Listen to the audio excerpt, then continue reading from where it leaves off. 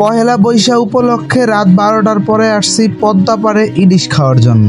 ইলিশের যে দাম, তাই 4টা ইলিশ কিনে আমরা ফিক্স করে নিয়েছি। প্রায় 9 জন মানুষ আমরা খাবো। কাজে কামে ব্যস্ত থাকার কারণে এখন আর কোথাও ঘোরা হয় না। তারপরেও মনকে একটু স্বস্তি দেওয়ার জন্য পয়লা বৈশাখ উপলক্ষে অনেক রাত্রে আমরা আসছি ইলিশ মাছ খাওয়ার জন্য। যেহেতু রাতের বেলায় আসছি, তাই ঘোরার জন্য কোনো প্যারা নাই। নদীর পাশে গিয়ে হয়তো বসে কয়েকটা ছবি তুলবো, আর নদীর ঠান্ডা হাওয়া বা বাতাস খেয়ে আমরা আবার বাসায় ফিরে যাব। যাই হোক, আপনারা মনে করিয়েন না যে পহেলা বৈশাখ উপলক্ষে আমরা মাছ খাই।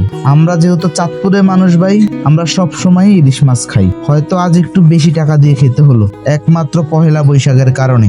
জীবনের ব্যস্ততার কারণে এখন আর আগের মতো ঘোরা হয় না, তবে এই ছোটখাটো আনন্দগুলা মনে অনেক প্রশান্তি দেয়।